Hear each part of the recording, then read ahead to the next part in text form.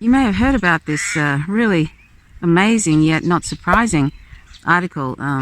It's Tyson Foods manager. Tyson's is the big animal slaughterhouse, meat processing company that has the biggest pig production in the world, and they're all over the place. And it's a multi-million dollar, he made $600 million just recently over this COVID crisis.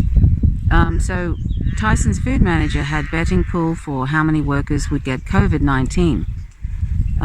So there's a lawsuit about that, as you can imagine, when somebody found out about that. I mean, that's amazing that somebody would take bets on whether workers in their processing plants got COVID and would die. Imagine that. So that's capitalism in a nutshell. Just workers, for all this trickle-down effect and everything, they don't care about workers.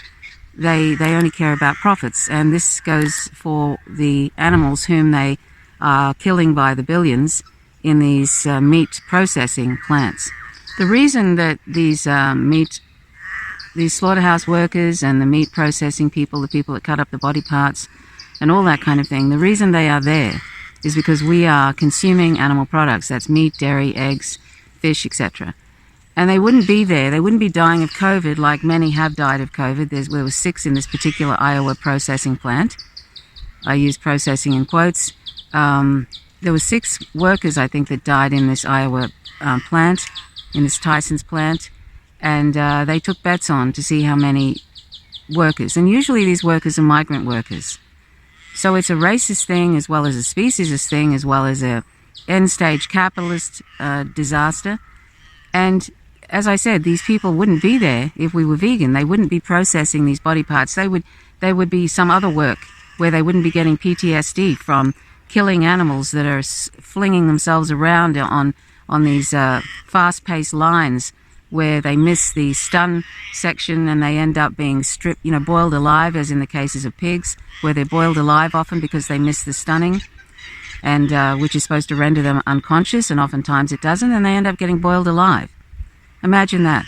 I'll leave the link to that article so you can read about that, but I want to make this point about why these people are there. So they have these dreadful lines that are really fast-paced, and these migrant workers, often they're migrant workers or people from prison or whatever, ex-prisoners.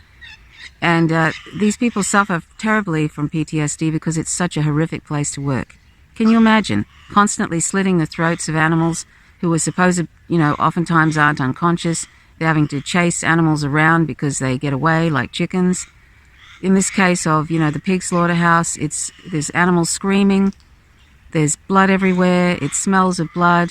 It's actually really dangerous for workers because they can be injured by these fast-paced slaughterhouse lines. They're working closely together because it's a fast-paced slaughterhouse line. And in the case of cows, they don't get stunned properly and they end up alive at the hide ripping machine. Their skin is ripped off them while they're alive. These are common things that are happening every single moment of every day of every year. You have to excuse me, I've got some, there's a hay season around, another benefit of animal agriculture, where people are cutting hay to feed animals in these farms. I get hay fever and my eyes get all blurry, get all puffy. I might even wear these because between the sun and the hay and everything, it's a bit much for me today. So please excuse me if I wear some sunglasses. So the truth is that we put these oftentimes migrant workers that are getting paid a very minimal wage doing really dreadful work, which is horrific. It's horrific for the animals involved. It's horrific for the people that are doing it. Because we are contributing to that, because we are not vegan, we're actually contributing to this dreadful situation where these people end up with PTSD after they leave. Because you can imagine if you're killing, dozens of animals a day, and that's just one person, and there's literally about 3,000 or more pigs get killed in these processing plants every single day or more. That's a lot of sentient animals, and you only have to look at those little piglets.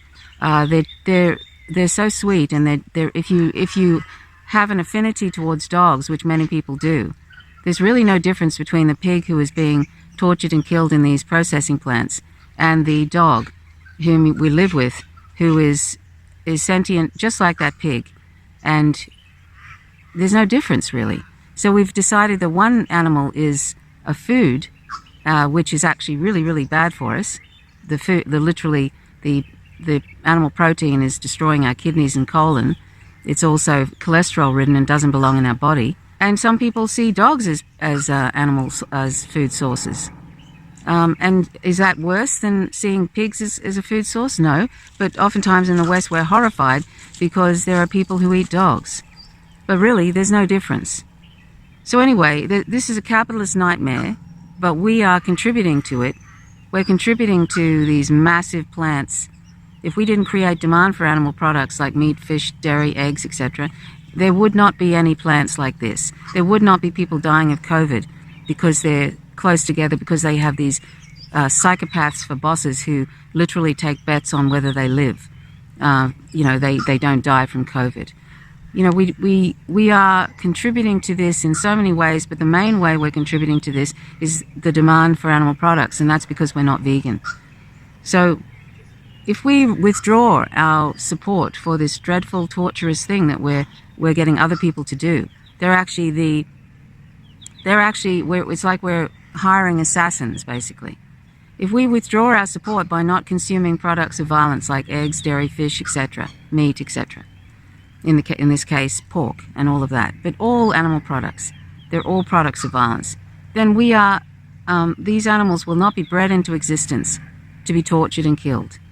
And even on these mom and pop farms, there is abuse. But whether it was all wonderful and heavenly and there was no abuse whatsoever, it would still be wrong.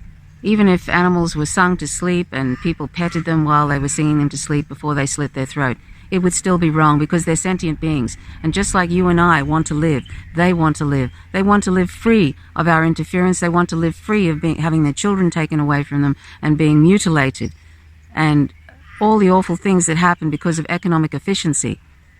The reason these factory farms exist is because of economic efficiency. There would be no way they'd be able to meet the demand if everybody had mom and pop farms, and there wouldn't be enough land for that. That's why these factory farms exist. But it turns out that free range is also industrialized farming. Industrialized farming is the way it is now, and they pretend that it's free range. If those animals get an hour out a day, if they're lucky, if they find the hole out from this gigantic warehouse where there's 20,000 or more animals, if they actually find a way out, and when they do, they get an hour if they're lucky. And if they're lucky to find their way out, and the warehouses are full of disease, there's dying animals. This is in free range areas. So we need to forget about this silly idea that we can, get somebody to farm these animals humanely. And as I said, even if they could farm them humanely, in quotes, it would still be wrong. And anybody who thinks that we can all become hunters and just go out and kill animals for our food is deluded. Imagine if 7 billion people all started doing that. How insane that would be. It's not possible, and it's also incredible violence, and it's ridiculous.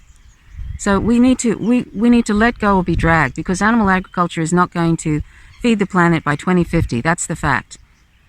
There's no way in the world it can feed the planet by 2050. And animal agriculture is one of the single greatest contributors to the climate crisis.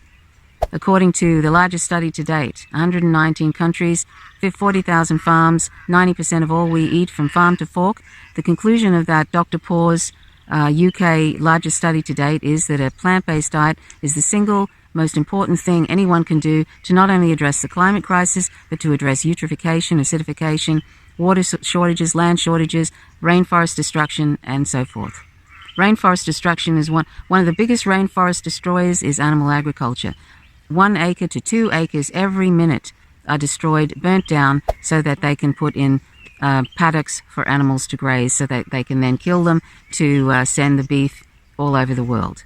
They also burn down the rainforest so they can grow soy, and 90% of the soy that is grown is fed to animals in feedlots all over the world. That's what most of the soy in the world is fed to animals.